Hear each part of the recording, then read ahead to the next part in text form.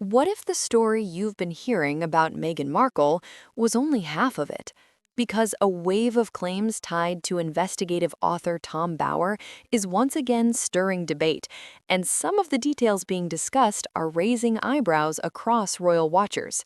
From image control to behind the scenes tensions, these claims paint a far more complicated picture of Meghan Markle. And whether you agree or not, the conversation is getting louder. It starts with the idea that Meghan's public image and private reality may not have always matched. On camera, she often appeared warm, relatable, and focused on humanitarian causes. But critics, referencing Bauer's reporting, suggest there was also a strong emphasis on shaping perception, carefully timed appearances, curated messaging, and a focus on building a narrative that resonated globally. To supporters, that's simply smart communication in the modern media era, but to critics, it looked more like strategy than spontaneity. And that difference in interpretation is what fuels the entire debate.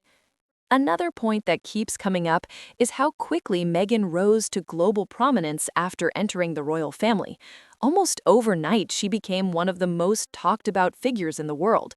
Headlines followed every move, every outfit sparked discussion, every appearance generated international coverage.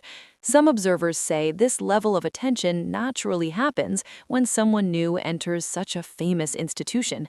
Others argue it shifted the spotlight dramatically, and that shift may have created tension behind the scenes.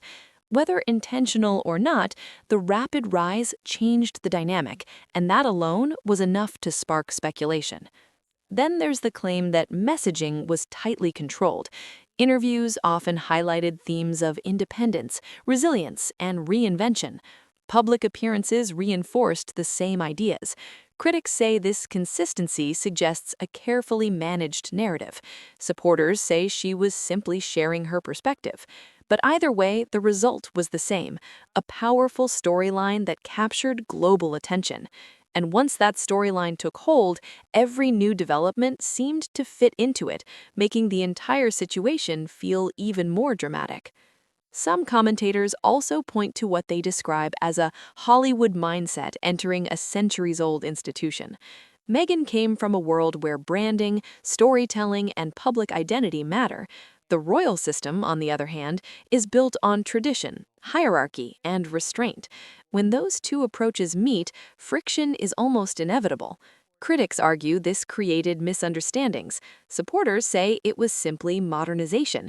But regardless of which side people take, the contrast became one of the most talked about elements of her time in the royal spotlight. Behind closed doors, reports of disagreements began to surface. Differences in working styles, expectations about roles, communication challenges. None of this is unusual in any workplace, especially one under intense public scrutiny. But when the workplace is the royal family, even minor disagreements can become major headlines. And once those headlines start, speculation fills in the gaps. Some see normal adjustment struggles, others see deeper conflict. The truth is difficult to pin down, but the perception alone kept the story growing. Another claim revolves around media awareness. Meghan had years of experience in front of cameras, understanding how interviews work, how narratives form, and how audiences react. Some observers say she used that experience effectively, timing announcements and choosing moments carefully. Critics interpret that as calculated. Supporters see it as professionalism. Either way, every move seemed to generate conversation, and that conversation kept her at the center of global attention. There's also the idea of the outsider narrative. Meghan was often framed as someone entering a rigid institution from the outside. For many viewers, that story was compelling. It created a sense of relatability and tension at the same time. But critics argue that framing also divided opinion, turning the situation into a clear contrast between tradition and change. Once that division formed, public reaction became more intense. People weren't just watching, they were choosing sides. After stepping back from royal duties, something interesting happened. Instead of fading from the spotlight, Meghan remained one of the most discussed figures in the world. Interviews, projects, and public appearances kept her name in headlines. Some observers say this proves long-term planning.